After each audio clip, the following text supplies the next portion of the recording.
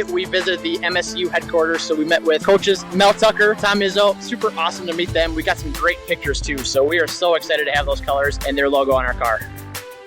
Welcome, everyone, to the Driving Vision podcast brought to you by the Zeigler Auto Group. And here with me, Auto Group Director of Talent Development, Mike Van Ryn. Welcome, Mike. Hey, thanks, Sam. Be sure to subscribe to the podcast, like it if you do, and leave a comment. Thanks for joining today's episode of the Driving Vision podcast. Today, we talk with driver Josh Bilicki after his day at Michigan State University, meeting sports legends Mel Tucker and Tom Izzo. Coming up on a future episode, we'll recap Sunday's race at MIS. Then join the team from Big Brothers Big Sisters of Southwest Michigan as we hear how they're driving a vision that's changing the world one mentored youth at a time. As a reminder, it's not too late to buy your ticket to September 12th's Drive for Life Charity Gala in Kalamazoo, Michigan. Every dollar from ticket and auction items go directly to the charities that benefit, including Big Brothers Big Sisters. Go to driveforlifefoundation.com today for more information. But first, let's go to Josh Bilicki at Michigan State. Hey, everybody. Welcome to the special edition of the Driving Vision Future of Zag Today podcast with me, NASCAR race car driver Josh Bilicki. Josh, welcome. Thank you for having me. I am at Michigan International Speedway right now. See the track in the background. Pretty quiet right now, but come tomorrow morning, it's going to be really loud. Well, and in fact, Josh, you've had quite the week this week. So this race at MIS marks a seminal event within the history of the Zeigler Auto Group, because not only is Zeigler Auto Group continue to be sponsor of the number 77 NASCAR race car, but you have another sponsor on the car and a theme with the car. Tell us about that theme. Yeah, so we have Michigan State University on the car this weekend. The car is not the typical black and yellow. It is white and green. So that is super exciting for us. Today, we visited the MSU headquarters. So we met with coaches Mel Tucker, Tom Izzo. Super awesome to meet them. We got some great pictures, too. So we are so excited to have those colors and their logo on our car. That's awesome. So the Zeigler Auto Group partnered with Michigan State on this. Aaron is a booster there, an alum. His son goes to school there. What did it mean to you to be in those iconic places on Michigan State campus and to get those photos with incredible sports figures in the history of collegiate sports, Mel Tucker and Tom Izzo? Yeah, so it was my first time visiting their campus, and their energy is contagious. They're both excited for the weekend. It's super exciting to have them on our car. Just to see their campus and the headquarters, it meant a lot to me just to meet them and talk to them. I think I talked to each of them for about 5 or 10 minutes. So that was super special. I know that they have busy days, busy schedules. They're both they're working hard right now, I can tell you that. So for them to take a little bit of time and talk to us about this weekend, I thought that was pretty cool of them. We're super excited to have all the Zeigler Auto Group employees out with us, as well as Michigan State University executives. So did Tom Izzo or Mel Tucker give you any advice coming into this race weekend that seemed exciting or interesting? So I can tell you no real advice, because I think both were just fantasized with the car. Tom Izzo asked so many questions about the race car. He was amazed by how tight of a fit it is inside the car. So I got inside the car, showed him how it looks with me in the driver's seat. It is pretty small and claustrophobic in there. So just explaining the car to them and what it looks like inside, what all the switches are for, how hot it gets inside the car. We had a pretty cool talk with both of them. And then Mel and I talked a little bit. He actually went to University of Madison, Wisconsin, which is where I'm from. So we talked a little bit about Wisconsin. It was just cool to talk to him. I mean, about his career. I mean, he's obviously a legend with what he does. Both of them are. So just to talk to them and just to get a little bit of their thoughts before the race weekend, I think was really cool. But yeah, both of them had never really seen a NASCAR race car up close. So it was really cool to have that introduction to them. So you mentioned Tom Izzo being surprised by the space. Did you invite him to get in the car? Did he get in and test it himself? He did not. He told me he's a little bit claustrophobic. So usually the first time that somebody sits in these cars, they do feel a little bit claustrophobic. So I did invite him. I invited a couple players as well. I think all of them declined. So there were a couple 6'3", 6'4" basketball players out there. I think they probably would have had a hard time getting in and out because it is a little bit tight. Well, Josh, any final parting comments or thoughts for Team Zeigler? Just so thankful for your support. I mean, between Zeigler Auto Group, Michigan State University, I think we have over 100 guests here this weekend. So I think that's super awesome. That's super exciting. Best of luck at MIS this weekend. Excited to join you Sunday. Hey, everybody. Welcome to the special edition, Drive for Life Charity Gala edition of the Future of Zag Today Driving Vision podcast. And Matt, your co-host with me today, we're so excited to have two special guests with Big Brother, Big Sister of Southwest Michigan. So looking forward to an exciting conversation. President CEO, Amy Kukta, welcome. We're super excited to have you here today. And then Director of Marketing and Development, Corey Jock, welcome. So we are excited to have this conversation because Big Brothers Big Sisters of Southwest Michigan is a benefactor through the Drive for Life Charity Gala, which happens in September. Matt, give us some information about when this is and how people can contribute today to the Charity Gala. Yeah, absolutely, Sam. So the gala is Monday, September 12th, and we're excited to have over 650 people that night. And you can still contribute. You can either become a sponsor for the night, and you can find that on our website, or you can actually purchase a ticket still. We're still selling tickets for a chance to win $30,000 or the grand prize of a Honda Accord. And all those you can find on our website at driveforlifefoundation.org. And it benefits great organizations like we have on today, Sam. It does. And so every single dollar that's collected through the Drive for Life Charity Gala goes directly to the charities that it benefits. So 100% of the dollars, there's no expense load through the Drive for Life charity, which is unusual in the charity and money-raising world. So Amy, tell us a little bit about Big Brothers Big Sisters of Southwest Michigan. What the heck is this charity? What does it do? Sure. Well, first of all, thank you so much for having us, and so grateful for Zeigler and Drive for Life support. So actually it's pretty exciting. Next year will be our 65th anniversary. Proud to say, I'm looking forward to that. Yes. Yeah. And so what our organization does is we serve children and families in our community, and we do that by matching youth with an adult in a one-to-one relationship. And the point of the program and the relationship and the match, as we call it, is really to introduce our youth to new people, places, ideas, have new experiences, really have an additional caring role model in their life, because we know we all need role models and mentors, right? And so this is all about providing youth with an additional caring role model and mentor. So super exciting. We serve a few hundred kids a year. We have a 4-county area. Always really looking for more mentors for our kids, because we know there's more youth out there that really would like to be served by our agency. What is it, Amy, about having a mentor, pairing up an adult with a youth that helps create that successful outcome? What is it about having a mentor? Well, first let me talk a little bit about the process. So we're very intentional with how we match youth with their mentors. So every youth and family and volunteer goes through an interview process to find out, like, hey, what are your strengths? What are your interests? Where are you looking to grow? And as we have a pool of kids who are ready for a mentor, and then mentors come through, the staff takes a look and says, hey, this mentor will be great with this youth. So I'll give you an example. I matched to a great young woman named Chloe. Been matched almost 10 years, and she was, 7 when we were matched. And at that point, I was interested in like museums and reading and bookstores and all of that, not super athletic, not super girly. So Chloe, was enrolled, her mom enrolled in the program, and she had a lot of similar interests. And, I was looking for, a girl probably around 7 to 10, because my daughter is about that age. And so really they looked at it and said, hey, personalities are similar, interests are similar, you live in somewhat the same area. So they matched us up based on that. And so I think, when you think about any friendship, regardless if it's through a program or, a friendship that you have just in your own community, it starts based on shared interests, right? And then you build from there. As the connection is made and you begin to know each other and develop, that deeper friendship, the mentorship is important, because what the mentor can do, and what I try and do with Chloe, is, introduce her to new places and ideas, but also have conversations about the future, right? And the thing I like about mentoring is, I'm sure those of you that are parents know, sometimes our kids don't want to listen to things we say. But I could say the exact same thing to Chloe, and she takes it very well, And so I'm not her parent or guardian, please understand that, but there's conversations I can have with her that I can be a little more direct than perhaps, her mom can be. And so it's neat, because it's always evolving. But really it's an additional sounding board, and also for the youth, right? Because they sometimes need someone additional to bounce ideas off of, or just say, hey, what do you think? What's your perspective on this? Which is why the mentoring is important. And, I've never spoken to a successful adult who didn't have a mentor in their life. And so really that's why, Corey and I love what we do, because we're all about making sure kids do have those additional mentors that they need.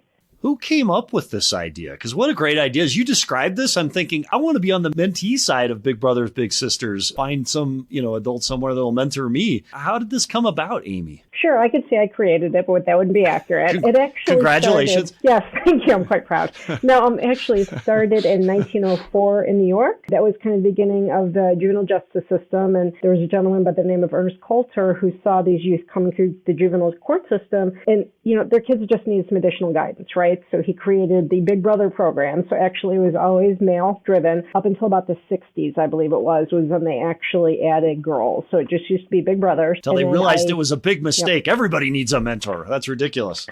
Everybody needs a mentor, yes. And I think it was in the 70s locally that we added the big sister portion to it. I should know that exact year. So that really, but it comes out of an identified need of youth who just need a little, extra guidance. Yeah. What a great program to be engaged and involved in. So both of you came on board at certain points. Corey, tell us a little bit about how you decided to join Big Brothers Big Sisters and what that looked like going into the decision to join a charity. I knew I was right for Big Brothers Big Sisters long before they knew that I was right for Big Brothers Big Sisters. I love that because that's a business principle. That's awesome. How did you know you were right and they didn't yet?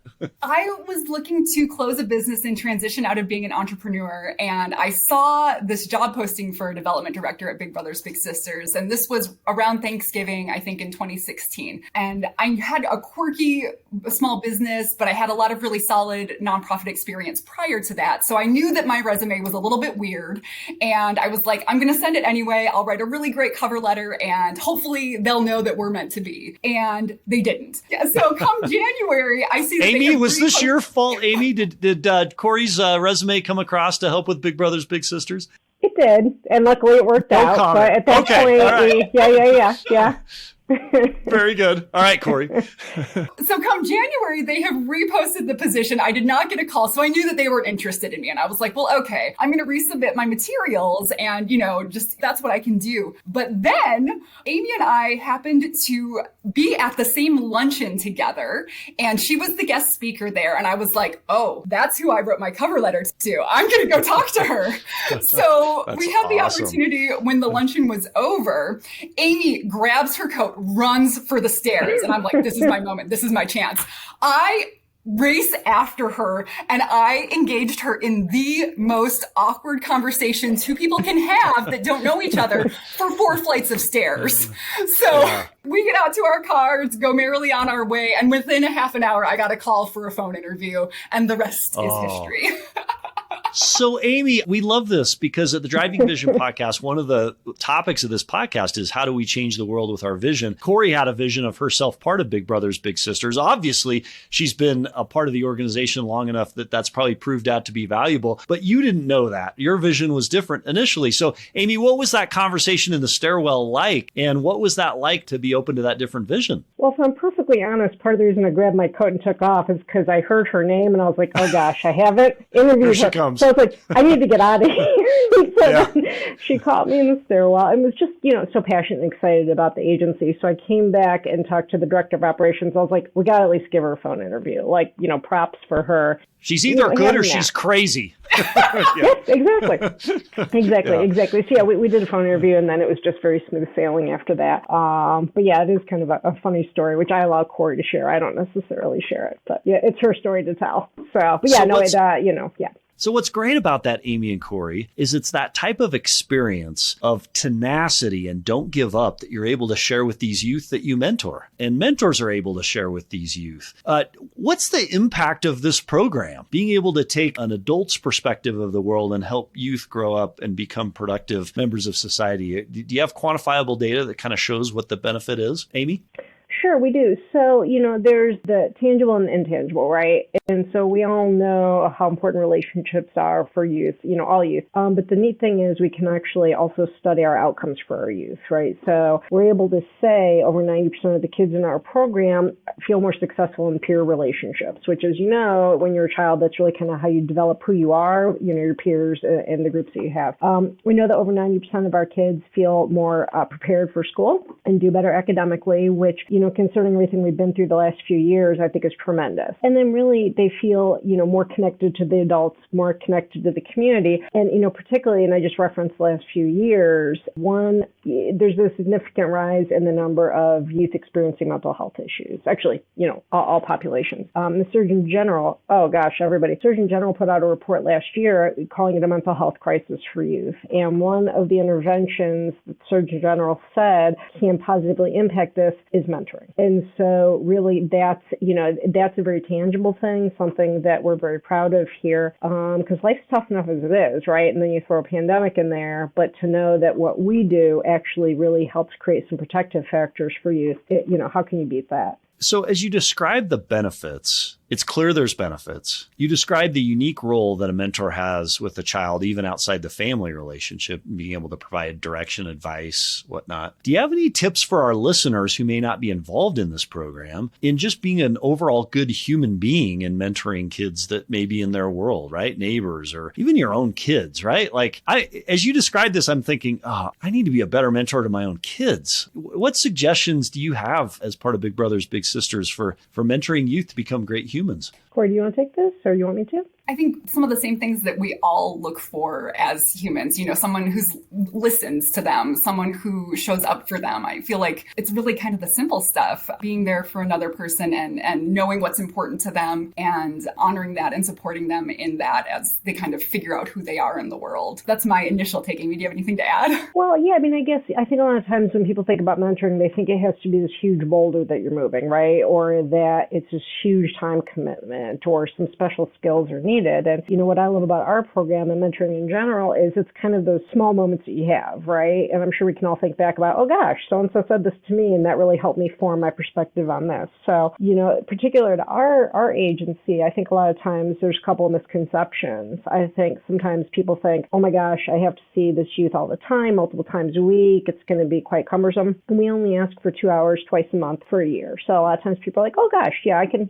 do 2 hours twice a month. And other times I think people think that they need some sort of special skills. And I'm evident I have no special skills, but I'd say I'm a good mentor. So really it's just about being consistent, and Corey used that word. And then I think sometimes, people wonder like, who are the kids and families they serve? And it's just kids and families, right? I mean, it's members in our community. But I think a lot of times the two cautions people have is how much time is it going to take, 2 hours twice a month. And, my gosh, what do I have to do?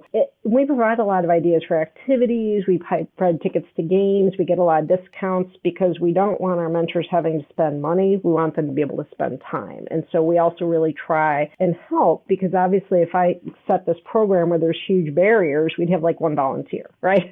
And so what we want to do is make it as flexible and as easy as possible for those mentors and adults in our community who do have time to get back. Yeah. So as you describe this, to me, it seems like there's a level of responsibility once you enter into that relationship. How do you prevent? Like, I would think if it started and somebody stopped being engaged, like there's trust that has to happen, and there's also a level of commitment. Is there anything you're able to do to kind of help systemically ensure that the best possible success, by the fact we're all humans? I don't know if I'm asking that right. I may not be asking it right. No, I understand exactly what you're getting. So yeah, I would say our process for, let's say, Sam, if you said today, I want to be a big brother, which I'm hoping you do. I do. If you said you wanted to, excellent, we'll sign you up. The first thing we do is bring you through an orientation, right? Because we want you to understand, what are you really getting into? What questions do you have? What concerns? So we do an orientation. If someone says, sounds like a good fit, then they go through an interview with our staff. And that is really, as I mentioned, getting to know you, but also getting a sense of, okay, well, Sam says he can mentor, but, I'm talking to him and his schedule is so busy, I don't see where it would fit in. So sometimes even through the interview process, we're like, it's just not the right time. But the thing that really makes our program unique is once you're matched with a youth, one of our professionally trained staff, we call them a mentor and relationship specialist, is assigned your match. And they follow it, even me, being matched 10 years. They check in, and really they're there to make sure, like, hey, are you having a good experience? If you're not, what can we do about it? Providing a lot of coaching. What I would say typically is if we've done a good job on the match end and, people are willing to give it time, it develops. Now, am I going to say that matches never end before a year? No, but we do a really good job because of all the work going into it up front and then the support that goes on. Because, a lot of volunteer opportunities will say, oh, here's this opportunity and good luck, let us know if there's any problems, whereas we actually engage in a commitment with the family and the volunteer because we're part of the relationship and we're going to do whatever it takes to make it successful, if at all possible. Well, and it's not just the volunteer that's really getting this coaching about these expectations. The family is also being oriented and going through the interview process as well. They also get the monthly calls. And so we're always checking in with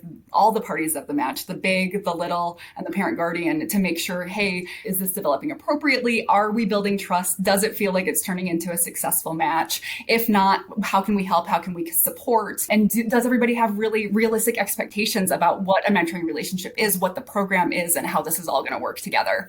I love how intentional all of this is. And you've learned the lessons from the founding in the early 1900s. Matt, the one thought I have as you describe all of this is sign me up for, I'd love to be mentored as part of the process. And before we go into a question about a shared friend that we all have, Zeigler Auto Group and Big Brothers, Big Sisters of Southwest Michigan, how can people who want to be involved either as a big brother or big sister, or who may know a youth that may benefit from this program, how could they reach out to you and engage with your company, charity? Please Corey. visit thinkbigtoday.org.